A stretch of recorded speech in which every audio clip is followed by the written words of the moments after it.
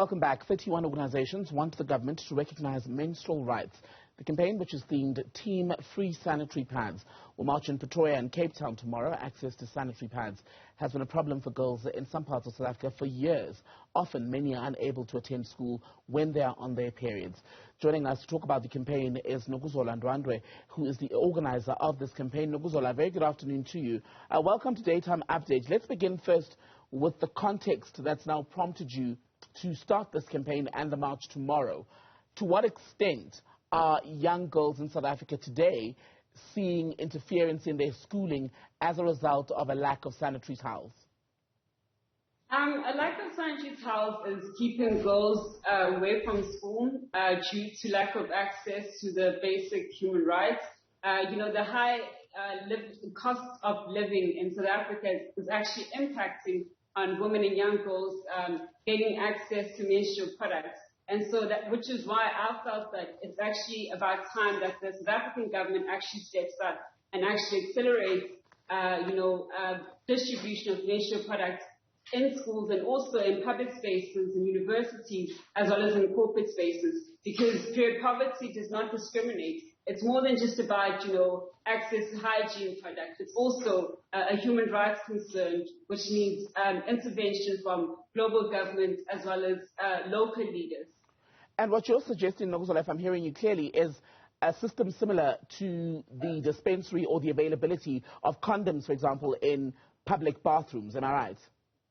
Yes, you are absolutely correct. But also, we also need to be very careful about, government focusing on just distribution of menstrual products.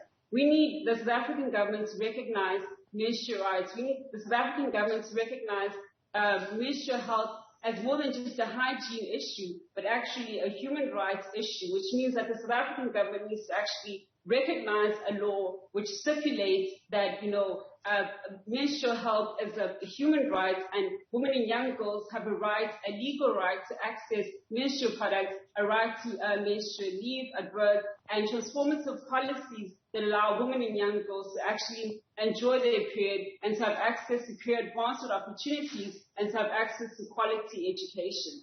We've been speaking in this country about period poverty for the better part of the last 10 to 15 years. Why do you think that the changes that you are calling for, which have been long-standing, in fact, have still not been made? I feel that, government is taking, I would say government is taking its time, but also I feel like government does not have a capacity. I mean, for a very long time, menstrual health has been stigmatized. And so it has become very recent that, individuals and societies are actually taking action, we're having more conversations around menstrual health and hygiene management. And so I feel that we are very availing ourselves as activists, as experts, as academics to actually say, well, I think it's high time that we actually work as a collective, as members of society, together with governments, actually come up with a solution to actually eradicate period poverty once and for all. And the starting point will be a menstrual health and hygiene bill, which will be, at some point eventually recognized into law by the South African government.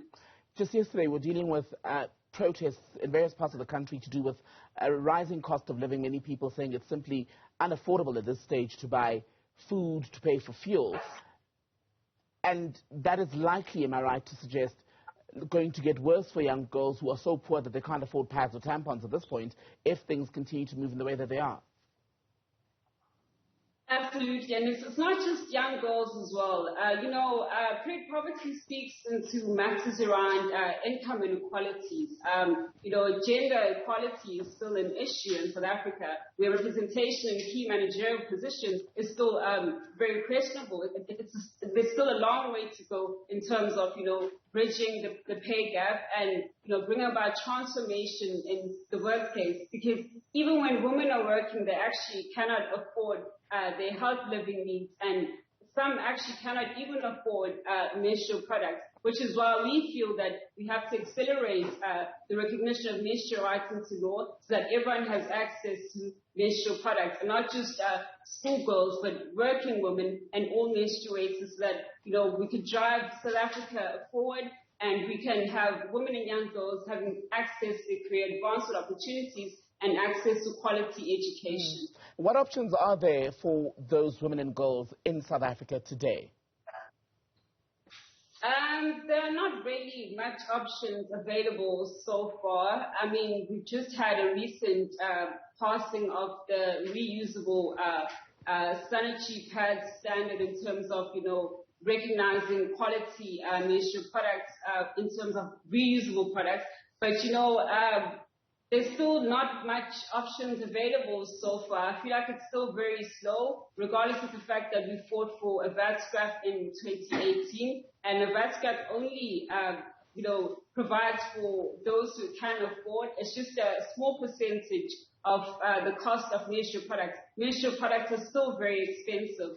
And also, even though we fought for, the South African government to set aside national government expenditure, the expenditure is still too small. It's in the millions, and we have millions of women and young girls who actually cannot access menstrual products, over a period of 12 months. And so the South African government actually needs to heed our calls and actually, bring on board various organizations, various members of parliament, various political organizations, and we actually come together and figure out a solution as to how we can actually work together and stand with one voice in terms of eradicating period poverty in South Africa. Nokuzola Ndwandwe, good to have your time. Thank you. Thank you so much, Timothy.